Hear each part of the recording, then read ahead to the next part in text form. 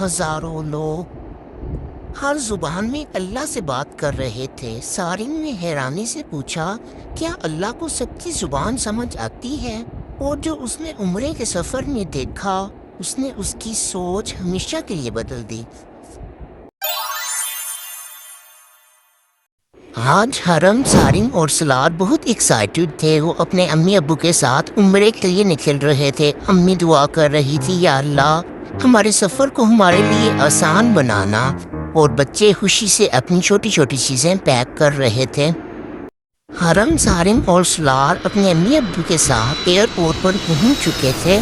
Airport پر انہوں نے اپنے جہاز کو دیکھا اور بڑی خوشی کا مظاہرہ کیا۔ پلین میں بیٹھ کر سارن نے بادلوں کو دیکھا اور دھیرے سے پوچھا، ابو کیا اللہ ہماری بات سنتا ہے؟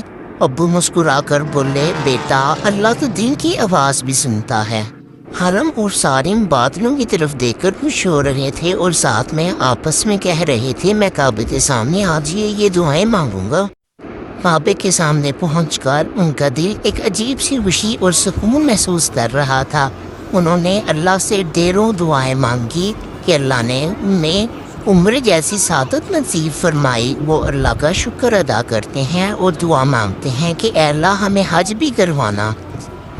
وہ کعبے کے گرد 7 چکر لگانے لگے، ہر چکر میں دعا، ہر قدم میں سکون۔ سارن نے دیکھا یہاں سب برابر ہیں، سب ہی ایک رب کے بندے ہیں۔ اللہ نے صحیح فرمایا تھا، رنگ، نسل، ذات پات میں کوئی فرق نہیں، یہ سب کچھ تو انسان نے خود بنایا ہے۔ وہ ہر ایک چیز کو دیکھ رہے تھے، ہر بندہ اپنی اپنی زبان میں اللہ کی عبادت میں مصروف ہے۔ طواف مکمل کرنے کے بعد انہوں نے شکرانے کے نوافل ادا کیے اور ڈھیروں دعائیں مانگی۔ حرم، سارن اور سلار تھکن محسوس کر رہے تھے، پھر انہوں نے زمزم والا پانی پیا۔ انہوں نے سنا تھا کہ زمزم والے پانی میں اللہ نے شفا رکھی ہے۔ جیسے ہی انہوں نے پانی پیا تو انہوں نے دیکھا کہ یہ تو معجزہ ہو گیا، پانی پینے سے ہماری ساری تھکن دور ہو گئی۔ سارن نے کہا، میں نے تو کہا تھا زمزم والے پانی میں اللہ نے بہت شفا رکھی ہے، دیکھو یہ سب کیا ہو رہا ہے۔ پانی پینے کے بعد انہوں نے دعا مانگی، اے اللہ ہمیں سچا مسلمان بنا۔ پھر وہ صفا اور مروہ کے درمیان چلنے لگے۔ امی نے بتایا کہ بچوں یہ صبر اور یقین کا سفر ہے۔ یہاں حضرت ہاجرہ پانی کی تلاش میں پھر رہی تھی، یہاں ہم نے 7 چکر مکمل کرنے ہیں۔ اچانک بھیڑ میں سلار گم ہو گیا۔ وہ ادھر ادھر دیکھنے لگا، امی، ابو، لیکن کوئی نظر نہ آیا۔ سلار ڈر گیا اور روپ رونے لگا۔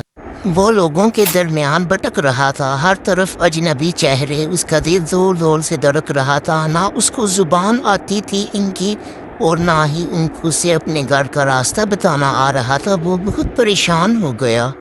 روتے ہوئے اس نے سوچا، کیوں نہ میں اللہ سے مدد مانگوں۔ پھر سلار رک گیا، اس نے ہاتھ اٹھائے اور کہا، یا اللہ مجھے میری فیملی سے ملا دے۔ اس لمحے اس نے صرف اللہ پر یقین کیا۔ تھوڑی دیر بعد ایک رہنما نے اسے دیکھا اور پیار سے اس کی مدد کی۔ اسے کہا کہ پریشان مت ہو، میں تمہیں تمہاری فیملی سے ملنے میں ضرور تمہاری مدد کروں گا۔ اللہ نے اس کی دعا سن لی تھی۔ سالار نے سوچا، یہ اجنبی شخص کو تو اللہ نے میرے لیے فرشتہ بنا کر بھیج دیا ہے۔ اس پر اللہ کا یقین اور بھی پختہ ہو گیا۔ سالار اپنے امی ابو سے مل گیا۔ سب کی آنکھوں میں آنسو تھے، لیکن اس دفعہ وہ آنسو خوشی کے تھے۔ سب ایک دوسرے سے مل کر بہت خوش ہوئے، اے اللہ تیرا شکر ہے۔ پھر انہوں نے دعا کی، اے اللہ آج ہم نے سیکھا ہے جب انسان سب سے دور ہو جاتا ہے تب اللہ سے قریب ہو جاتا ہے۔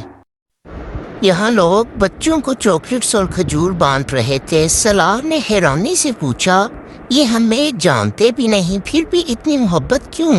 امی مسکرا کر بولی، بیٹا یہاں سب اللہ کے مہمان ہوتے ہیں اور اللہ کے گھر میں صرف محبت بانٹی جاتی ہے۔ سارن اور حرم بہت خوش ہوتے ہیں۔ پھر سارن، سالار اور ابو نائی کے پاس بال کٹوانے جاتے ہیں، کیونکہ اس کے بغیر تو عمرے کی ادائیگی مکمل ہی نہیں ہوتی۔ پھر ساری فیملی مل کر کھانا کھاتے ہیں اور اللہ کا ڈھیروں شکر ادا کرتے ہیں۔ آرام کرنے کے لیے ہوٹل کی طرف روانہ ہوتے ہیں اور اپنے اپنے بیڈ پر لیٹ جاتے ہیں۔